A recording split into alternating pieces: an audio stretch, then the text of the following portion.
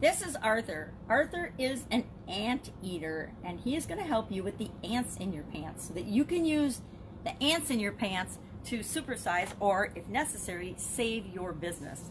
Given what's going on in the current situation, the current environment, you might be in one of a couple of different positions. You might be in anywhere along the spectrum of positions, but your business might be running and clicking along like usual, and not even like usual, like 10 times usual, and you need to supersize and grow and keep up with the increased demand. Or you might find yourself in a position like many that your business has been shut down and come to a grinding halt. And in that case, you want to use the ants in your pants to save your business. Now, Arthur doesn't like his ant-eating nose, but if you're like me and you get ants in your pants, you would love an Arthur in your life to eat up those extra ants, to use that extra excessive restlessness, eagerness, the overactivity and energy that you've got pent up if you're in a situation where you're not able to do work as usual, business as usual, run your business as usual. And pretty much none of us are running our business as usual, at least not compared to a couple of weeks ago. Now, this expression hasn't been around that long, actually since about 1933 or 1934. It is credited to a former Army general named Hugh S. Johnson was his name. And he might not have actually made up or coined the phrase, probably got it from his parents or his grandparents, to be honest, but nobody knows for sure. It's not really recorded, but he did definitely make the saying famous by asking people and wondering to people if they had ants in their pants, meaning of course that you're overactive or anxious or chomping at the bit to do something, right? You're eager, you're looking forward to doing something, and you really want to do it right now, but something is holding you back or stopping you or preventing you from doing it. Kind of like the COVID-19 right now is preventing a lot of us, especially business owners, from chomping at the bit and doing the things that we want to do right now. However, I want to challenge you right now as a business owner to not let the ants in the pants go unanswered. Use them, use that eagerness, use that energy, use this time to create and get really creative on ways to serve the people that you were serving. Use it in creative ways to solve the problems that they've got right now. The problems that they had, the problems your customers had 2 weeks ago are very different than the problems that they have right now. And if you have the way, shape, means, or ability to help them in any way, it's kind of our duty to do that. We actually owe it to people to offer up suggestions and help and services in physically distanced ways, but in whatever ways we possibly can. If you do not have an online presence for your business up to this point, I am begging you to get an online presence. At least get on social media and start communicating with your people. I mean, at an absolute bare minimum, people need to know what's going on with you. Start an email list. There are so many things that you can do if you haven't done them yet, that it's imperative that you do them now. It is imperative for your future going forward that you have these things in place. Every one of us needs to have social media accounts, email accounts, ways of communicating with people, and various, not just one way to communicate with people, various ways to communicate with people so that we can continue to serve them even when we can't physically serve them.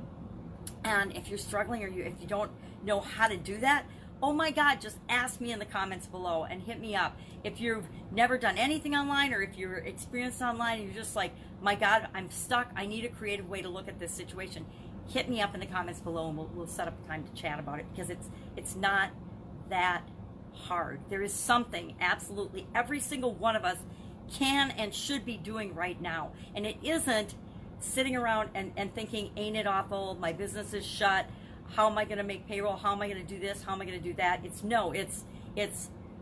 That's the problem. The problem's already been handed to all of us on a silver platter, and it's outside of any of our control. It really is. So now that we've been dealt this, what are we going to do about it? And it's up to us as leaders to proactively deal with this and set ourselves up and the people that we're serving, including our families of employees and partners and things. It's up to us to make sure that we are set up as best as we possibly can be when things start to open up and we can do the things in our traditional way. Nothing's going to ever be the same.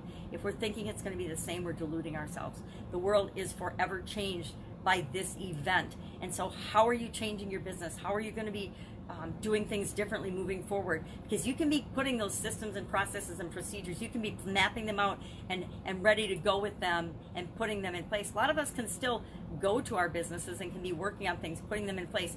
If I still had a physical location, I would still have somebody, or I would be there cleaning and sanitizing absolutely everything and every surface in the place. That would be step one. No matter what type business you have, that needs to be done. We can't just hang out and hope that in a month all of the coronavirus, and it probably would die, but guess what? We should still step up our sanitation and our cleanliness and our hygiene procedures at our businesses anyway. We can be doing things like that. We can be communicating with our people. We can be planning out ways to help them through this time period, because it keeps getting extended, right? Oh, it's going to be 2 weeks. Well, now for at least us in Wisconsin, it's till the end of April. So what can you do? Find ways to channel your energy.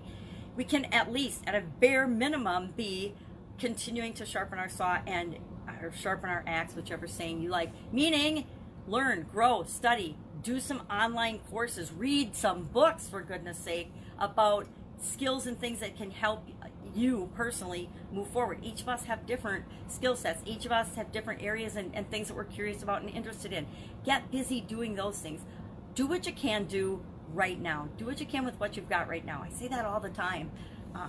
And just keep moving forward and bring people along with you, because that's what we need to do as business owners and leaders, because it's going to be up to us to fix the economy. The government's not going to fix the economy for us. It's going to be up to all of us business owners and entrepreneurs to run with it and fix it and make the world a better place again. That's it. Go out and have an awesome day. If I can help you in any way, let me know in the comments below. Otherwise, I will be with you tomorrow with another interesting idiom. What does it mean? Where did it come from? And how can you use it right now to supersize, save, or grow your business, whatever position you're in, or even to start a new business, right? Never in the history of the world has there been a better time to start an online business, right? I mean, easy, and anybody can actually do it. The barrier to entry is so low. People will make you think it's super duper hard, but guess what? It's not. You can be up and running and doing something online like today, not tomorrow, today. All right, have a great day, and I will, of course, be with you tomorrow.